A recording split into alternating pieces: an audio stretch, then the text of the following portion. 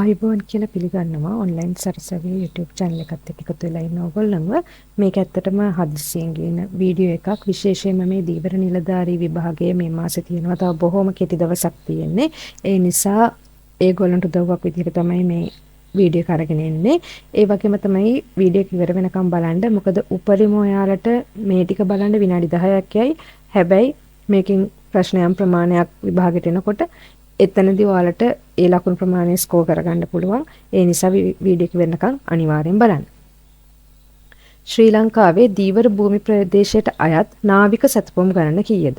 ශ්‍රී ලංකාවේ දීවර භූමි ප්‍රදේශයට අයත් නාවික සැතපුම් ගණන කිලෝමීටර් 370ක්. එහෙමත් නැත්නම් නාවික සැතපුම් 200ක්. නාවික සැතපුම් 200ක තමයි මේ ඉකොනොමික් සෝන් එක තියෙන්නේ මේ දීවර භූමි ප්‍රදේශයේ විදිහට හඳුන්වනවා. ශ්‍රී ලංකාව සතු සාගර සම්පතේ ප්‍රමාණය කොපමණද? වර්ග කිලෝමීටර් 4,57,400යි. ශ්‍රී ලංකාවේ දීවර කර්මාන්තයේ ප්‍රධාන ප්‍රභේද තුන මොනවද? කරදිය දීවර කර්මාන්තය, මිරිදිය දීවර කර්මාන්තය සහ කියුල්දිය දීවර කර්මාන්තය. ඊළඟට ශ්‍රී ලංකාවේ දීවර අපනයනයන්ගේ ප්‍රධාන ගැනුම්කරුවන් වන රටවල් දෙකක් ලියන්න කියනවා. ඇමරිකා එක්සත් ජනපදය හා ඉන්දියාව තමයි ඉහළින් ඉන්නේ. මීට කලින් හිටියේ ඇමරිකා එක්සත් ජනපදය හා ජපානය. නමුත් මේ වෙනකොට ඇමරිකා එක්සත් ජනපදය හා ඉන්දියාව කියන රටවල් දෙක අපේ ගැනුම්කරුවන් අතරින් ඉහළින් ඉන්නවා. ලංකා දීවර සංස්ථාව පිහිටවන ලද වර්ෂය කුමක්ද? 1964. ලොව විශාලතම මත්ස්‍ය සහ මත්ස්‍ය නිෂ්පාදන අපනයනකරුවන් වන රටවල් දෙක චීනය සහ නෝර්වේ. ලෝකයේ වැඩිපුරම මත්ස්‍ය අපනයනයන් සිද්ධ කරන්නේ චීනය සහ නෝර්වේ කියන රටවල්. නාවික සැතපුමකට අයත් කිලෝමීටර් ගණන කීයද? කිලෝමීටර් ආසන්න වශයෙන් 1.852යි. එක නාවික සැතපුමක් කිලෝමීටර් මේ ප්‍රමාණය වෙනවා. ශ්‍රී ලංකාවේ විශාලතම දීවර වරාය කුමක්ද? දික්කෝවිට දීවර වරාය. දකුණු ආසියාවේ පිහිටා ඇති විශාලතම දීවර වරාය කුමක්ද? දික්කෝවිට වරාය ශ්‍රී ලංකාව. මම දැක්ක සමහර තැන්වල මේක මේ අග්නිදිග ආසියාවේ කියලා දාලා තියෙනවා. මං හිතන්නේ ඒක වැරදීමක් වෙන්න ඇති. ඕගොල්ලෝ කවුරු හරි ඒවේ කියන්නේ මේ ආයතනයක වෙබ්සයිට් එක තමයි සඳහන් වෙලා තිබුණේ. ඒ නිසා මේ ඒ වගේ අග්නිදිග ආසියාවට ලංකාවයි තියෙන නැහැ. ඒ නිසා ඒක දකුණු ආසියාවේ පිහිටා ඇති විශාලතම දීවර වරාය වෙන්න ඕන. මත්ස්‍ය අත්සන්න අනුව ලොව විශාලතම දීවර වරාය කුමක්ද? ස්පාඤ්ඤේ විගෝ වරාය.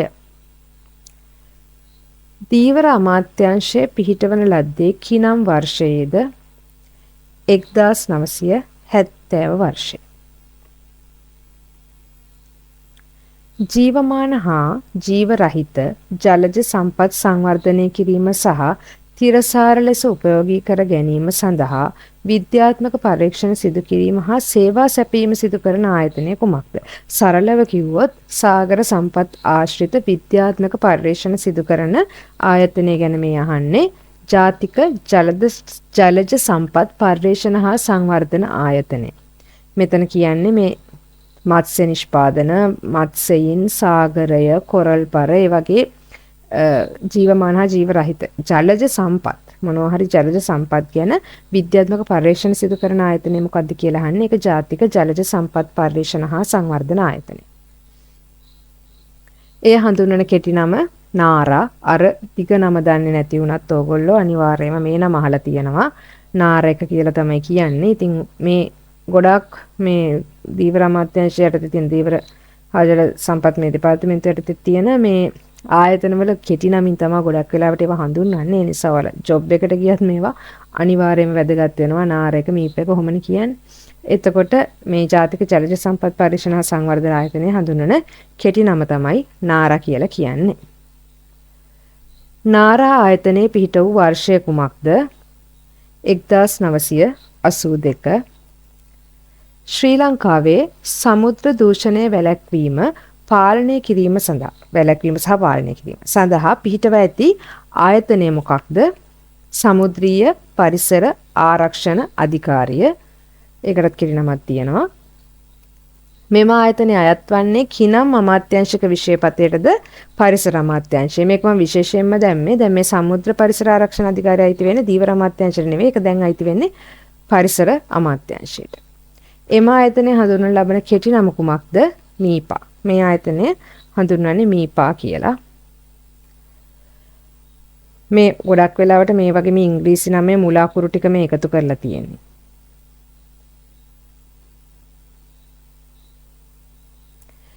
මෙම ආයතනය මගින් සමුද්‍ර දූෂණය පිළිබඳ පැමිණිලි ඉදිරිපත් කිරීමට හඳුන්වා දී ඇති කෙටි දුරකථන අංකය කුමක්ද?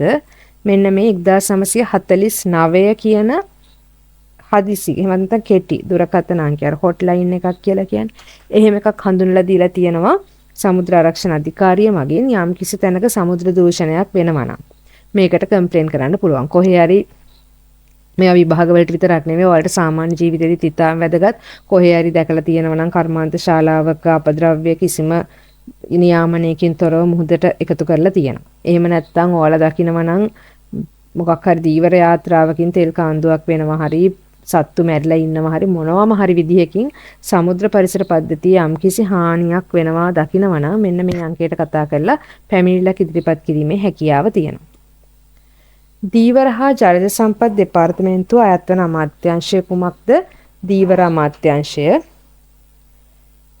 මේක ඔයාලා මං හිතන්නේ දෙපාර්තමේන්තුවේ සහ අමාත්‍යාංශයේ වෙනස දන්නවා ඇතිනේ. අමාත්‍යාංශය තමයි හයිරාකියේ උඩින් තියෙන්නේ. ඒතර අමාත්‍යාංශය යටතේ දෙපාර්තමේන්තු කීපයක් තියෙන්න පුළුවන්. ඒතර දීවර අමාත්‍යාංශය යටතේ දීවර හා ජල සම්පත් දෙපාර්තමේන්තුව තියෙනවා. මීට අමතරව ඔය සමහර ආයතන මේ යටතේ පිහිටවලා තියෙනවා. අමාත්‍යාංශය යටතේ. ලෝක දීවර දිනය කවදාද? නොවැම්බර් 21. ලෝක සාගර දිනය දෙන්නේ කවදාටද? ජූනි 8 වෙනිදාට. ලෝක සාගර දිනය පිළිබඳ සංකල්පය මුල්වරට ඉදිරිපත් කළේ කොහේදීද? රියෝ ද ජනයිරෝහි පැවති පෘථිවි සමුළුවේදී. මේ රියෝ ද ජනයිරෝහි පැවති පෘථිවි සමුළුවේදී ගොඩාක් දේවල් පිළිබඳ අදහස මුල්වරට ඉදිරිපත් වෙනවා. හැබැයි ඒවා ඉම්ප්ලිමන්ට් වෙන්නේ. එහෙම නැත්නම් ඒවා ක්‍රියාත්මක වෙන්නේ පස්සේ කාලෙක. එතකොට මේ ලෝක සාගර දිනය පිළිබඳ සංකල්පයත් ඒ විදිහට ඉදිරිපත් කරනවා. පසු කාලීනව ජූනි 8 වෙනිදා සාගර දිනයේ විදිහට යොදාගෙන ඒක සමරන.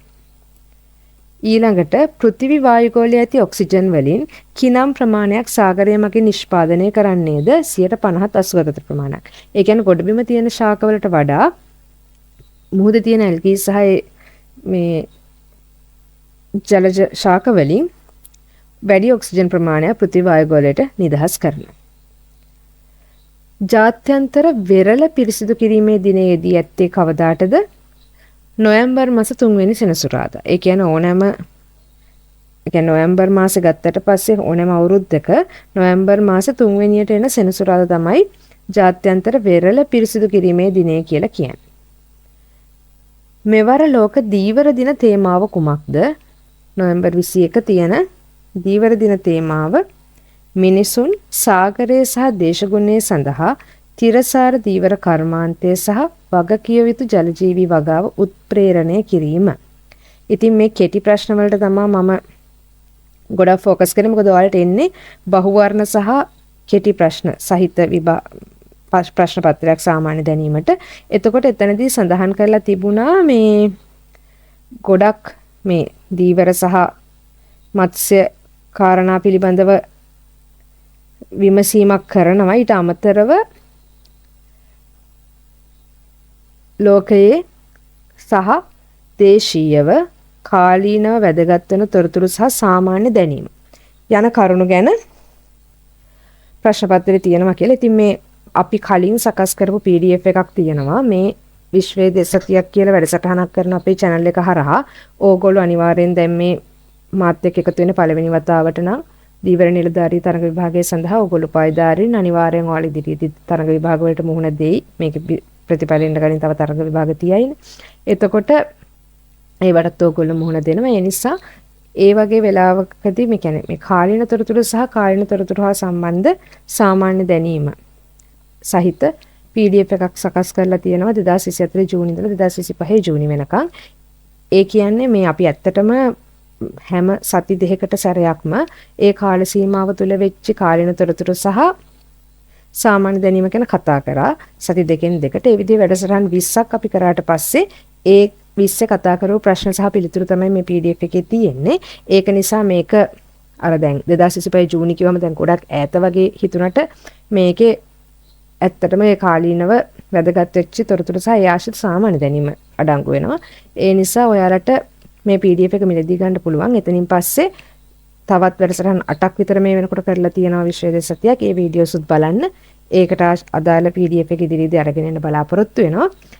එතකොට දීවර නිලධාරී විභාගය හා සම්බන්ධව කතා කරොත් ඔයාලට දැන් අපි කතා කරා ප්‍රශ්න දීවර අංශයට අදාළව ප්‍රශ්න 25ක් කතා කරා පිළිතුරුත් එක්කලා මේවා ඒ වගේම කාලීනව දේශීය සහ ගෝලීය වැදගත් වෙන තොරතුරු දේශපාලනික තොරතුරු ඒ වගේ දේවල් පිළිබඳව දේශපාලනය කියලා කියද්දී අර මේ දේශපාලනික තොරතුරු කියන්නේ ගොඩක්ම මේ ගෝලීය දේශපාලනේ ඒවට ආශ්‍රිත තොරතුරු ඒ දේවල් බලාගෙන යන්න. එහෙනම් හැමෝටම සුබ දවසක්. ස්තුතියි.